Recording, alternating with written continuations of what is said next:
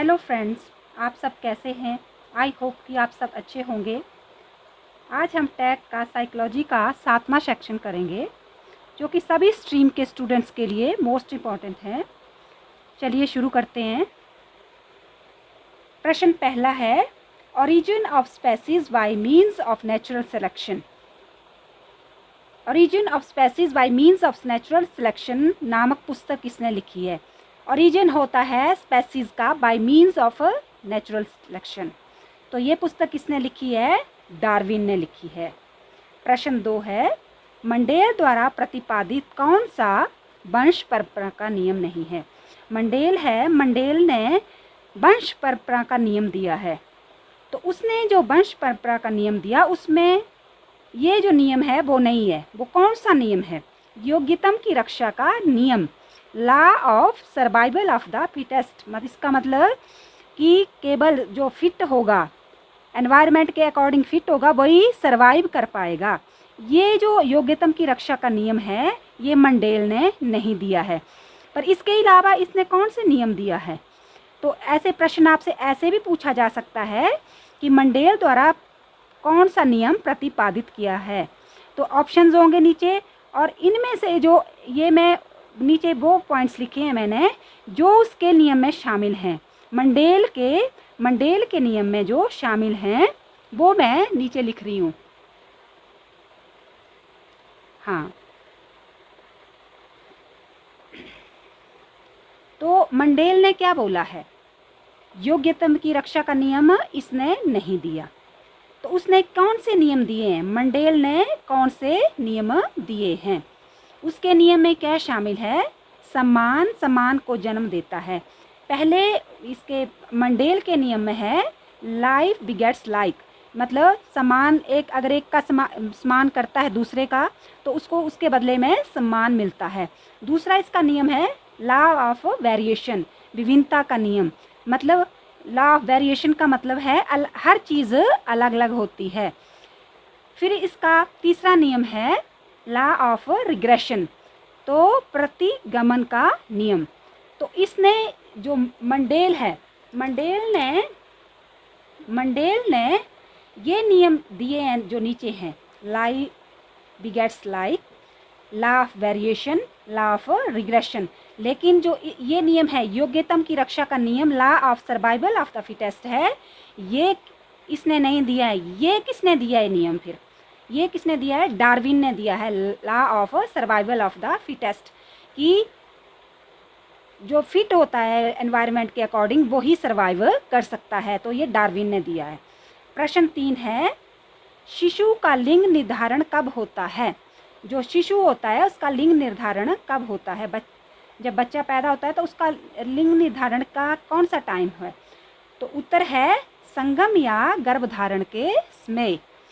संगम या गर्भधारण के समय, मीटिंग और कंसेप्शन, जब मीटिंग होती है या जब कंसेप्शन हो रही होती है बच्चे की, उस टाइम जब गर्भधारण हुआ होता है उस टाइम बच्चे का जो है लिंग डिसाइड होता है।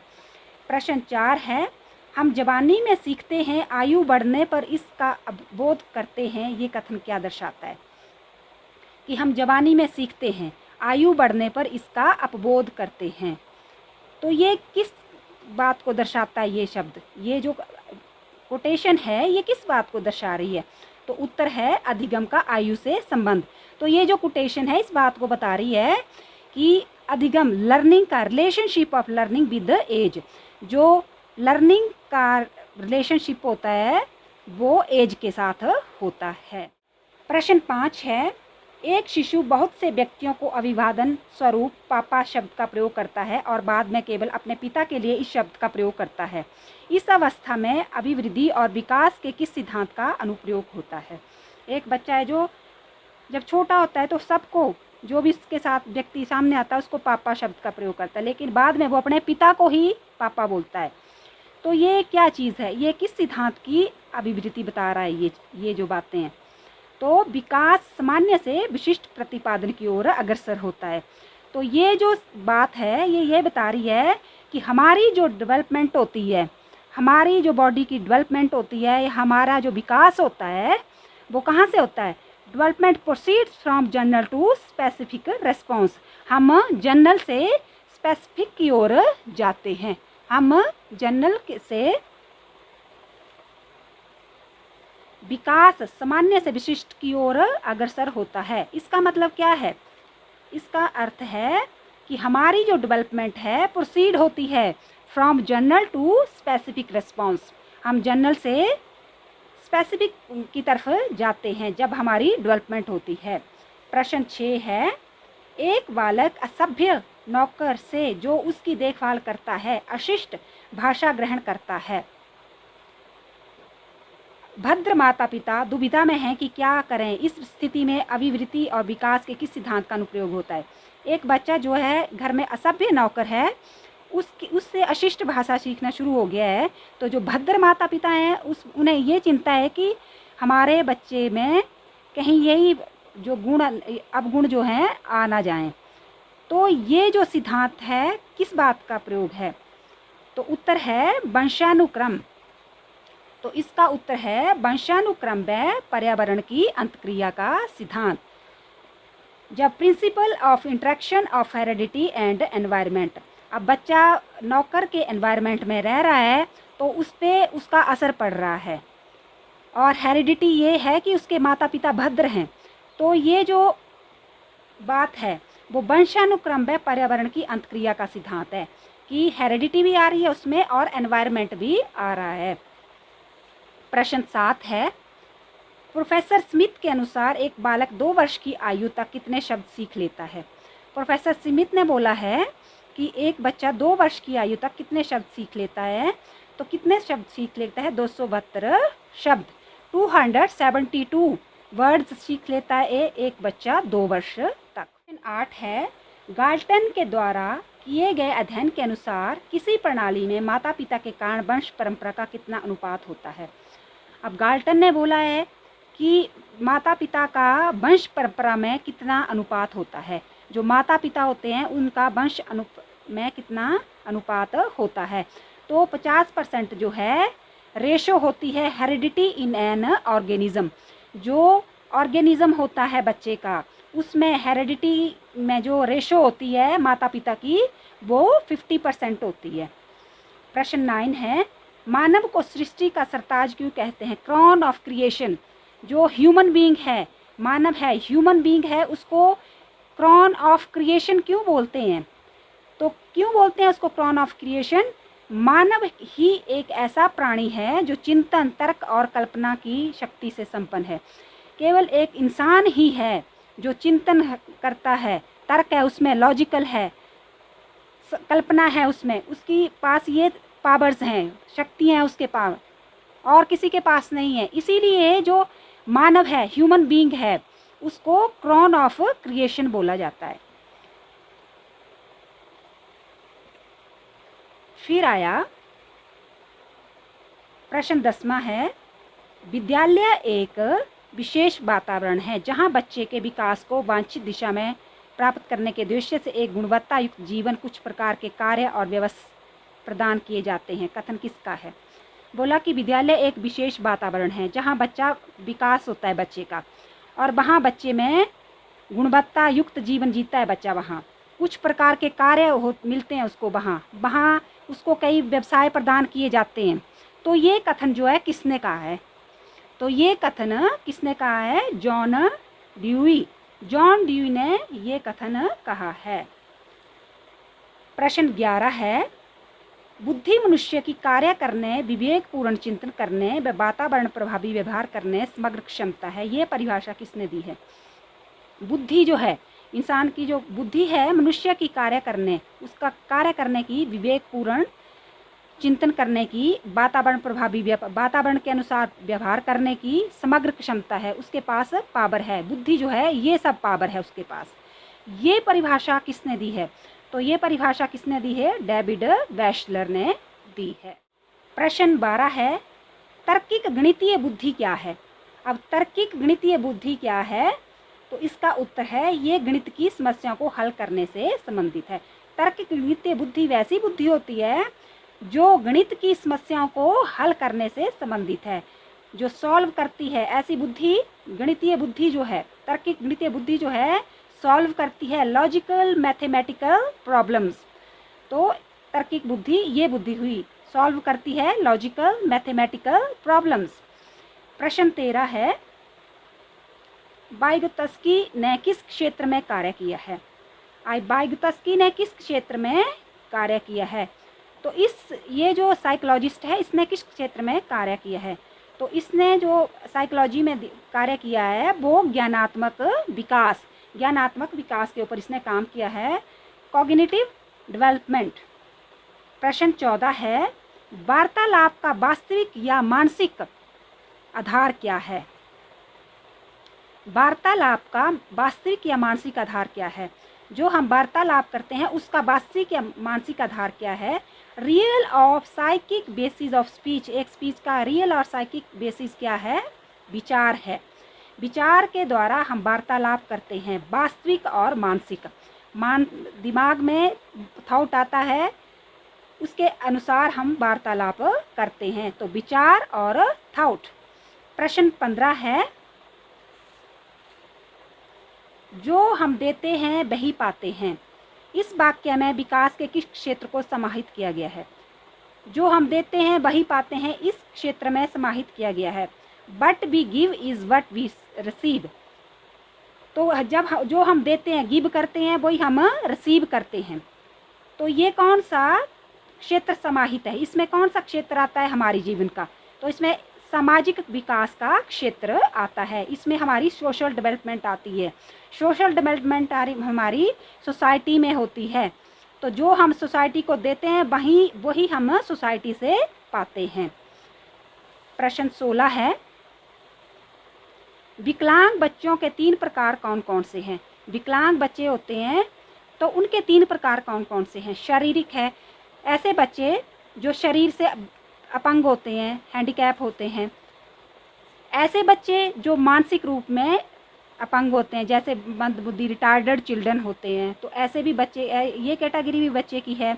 और भावनात्मक जो विकलांग बच्चे होते हैं जिनमें भावनाओं का कम विकास होता है, जिनमें भावना, तो शारीरिक, मानसिक और भावनात्मक विकलांग बच्चों की 3 कैटेगरी है ये। प्रश्न 17 है, CCE क्या है? प्रश्न 17 जो है CCE क्या है? तो प्रश्न CC जो है सतत एवं व्यापक मूल्यांकन है। किसी चीज़ का सतत और व्यापक मूल्यांकन जो है वो CCE है। तो continuous and comprehensive evaluation, continuous भी होती है किसी की चीज़ की एवेल्युएशन, लगातार चलती है, और कम्प्रिहेंसन लंबे इसमें चलती है एवेल्युएशन, वो CCE है। 18 है, यदि एक बालक जिसकी मानसिक आयु 12 वर्ष है बुद्धि लब्धि परीक्षा में 75 अंक प्राप्त करता है तो उसकी वास्तविक आयु क्या होगी? एक बच्चा जिसकी मानसिक आयु 12 वर्ष है, बुद्धि लब्धि परीक्षा में 75 अंक प्राप्त कर रहा है, तो उसकी वास्तविक आयु क्या होगी? 12 वर्ष का बच्चा है, वो 75 अंक प्राप्त कर रहा है, 110 से ऊपर जो जाएगा वो होगा बुद्धिमान बच्चा। तो ये 75 अंक प्राप्त कर रहा है, तो उसकी वास्तविक आयु क्या होगी? तो उसकी वास्तविक आयु जो है उसकी मानसिक आयु से ज़्यादा होगी। जो बच्चा 75 अंक प्राप्त कर रहा है बुद्धि लब्धि में और उसकी मानसिक आयु 12 है, तो उसकी जो एज चल रही है वो उसकी मानसिक आयु से ज़्यादा होगी। तो उसकी मानसिक आयु क्या 12 है, तो उसकी जो एज चल रही है वो 16 वर्ष चल रही है। ये क्वेश्चन ध्यान से क्लियर करना। मानसिक आयु 12 वर्ष बताई है और बुद्धि लब्धि को भी साथ में कि उसने बुद्धि लब्धि परीक्षा में 75 अंक प्राप्त किए हैं, मतलब उसका IQ लेवल कम है उसका, एवरेज स्टूडेंट से भी कम आ रहा है उसका IQ लेवल। तो इसका मतलब उसकी मानसिक आयु 12 है लेकिन उसकी एज ज़्यादा होगी, तो उसकी वास्तविक आयु 16 वर्ष है। 19, प्रश्न 19 है, योग्यतम की रक्षा का सिद्धांत किसने दिया है? ये पीछे मैंने रिपीट किया कि योग्यतम की रक्षा का सिद्धांत, तो योग्यतम की रक्षा का सिद्धांत डार्विन ने दिया है, सर्वाइवल ऑफ द फिटेस्ट। तो ये बात डार्विन ने बोली थी कि मतलब जो एनवायरनमेंट में फिट बैठेगा उसी का सर्वाइवल होगा, वो ही जीवित रहेगा वहाँ पर। प्रश्न 20 है, निषेचित अंडे को क्या कहा जाता है? जो निषेचित अंडा होता है, फर्टिलाइज्ड एग, जो फर्टिलाइज्ड एग होता है उसको क्या बोलते हैं? निषेचित अंडे को क्या बोलते हैं? फर्टिलाइज्ड एग को क्या बोलते हैं? तो हिंदी में इसको युग्मनज बोलते हैं और हिंदी में इंग्लिश में इसको जाइगोट बोलते हैं। हिंदी में युग्मनज है और इंग्लिश में जाइगोट है, जो निषेचित अंडा होता है, फर्टिलाइज्ड एग जो है। प्रश्न 21 है, निषेचित अंडे में गुणसूत्रों के कितने जोड़े होते हैं? अब निषेचित अंडे में जो फर्टिलाइज्ड पेयर होता है उसमें कितने निषेचित गुणसूत्र होते हैं? Pairs of chromosomes are there in a fertilized ovum. तो कितने क्रोमोसोम्स होते हैं उसमें? 23 पेयर्स होते हैं, 23 पेयर्स होते हैं फर्टिलाइज्ड एग के ओव्यूम में, क्रोमोसोम्स होते हैं। प्रश्न 22 है, प्रश्न 22 है, हार्वर्ड गार्डनर के अनुसार महान वैज्ञानिकों, गणितज्ञों और दार्शनिकों में किस प्रकार की बुद्धि पाई जाती है? हार्वर्ड गार्डनर ने बोला है कि जो महान वैज्ञानिक, गणितज्ञ और दार्शनिक थे उनमें किस प्रकार की बुद्धि पाई जाती है? तो उनमें किस प्रकार की बुद्धि पाई जाती है? तो उनमें जो है तार्किक गणितीय बुद्धि पाई जाती है। लॉजिकल मैथमेटिकल इंटेलिजेंस, तार्किक गणितीय बुद्धि पाई जाती है। लॉजिकल मैथमेटिकल इंटेलिजेंट होते हैं वो वैज्ञानिक और गणितज्ञ और दार्शनिक जो होते हैं। प्रश्न 23 है, प्रश्न 23 है, E.L. थॉर्नडाइक ने बुद्धि का वर्गीकरण किया है। अब E.L. थॉर्नडाइक ने बुद्धि का वर्गीकरण किया है, तो इसने क्या वर्गीकरण किया है बुद्धि का? ए है अमूर्त बुद्धि, दूसरा है मूर्त बुद्धि, सी है सामाजिक बुद्धि। तो ए जो है एब्स्ट्रैक्ट इंटेलिजेंस, ए जो है एब्स्ट्रैक्ट इंटेलिजेंस है, बी जो है कंक्रीट इंटेलिजेंस है और सोशल इंटेलिजेंस। तो जो थॉर्नडाइक है उसने बुद्धि का वर्गीकरण 3 तरह से किया है। एब्स्ट्रैक्ट है इंटेलिजेंस, मूर्त है, कंक्रीट इंटेलिजेंस है और सामाजिक मतलब सोशल इंटेलिजेंस है। तो ये प्रश्न जो 23 है ये क्लियर हो जाना चाहिए कि थॉर्नडाइक ने 3 तरह की बुद्धि का वर्गीकरण किया है, अमूर्त बुद्धि, मूर्त बुद्धि और सामाजिक बुद्धि, एब्स्ट्रैक्ट इंटेलिजेंस, कंक्रीट इंटेलिजेंस और सोशल इंटेलिजेंस। फ्रेंड्स, अंत में मैं यही कहना चाहूँगी कि इस वीडियो को देखने के लिए आपका बहुत बहुत धन्यवाद। अगर वीडियो अच्छी लगी हो तो प्लीज़ लाइक, शेयर और for more videos subscribe the channel and hit the bell icon. Thank you.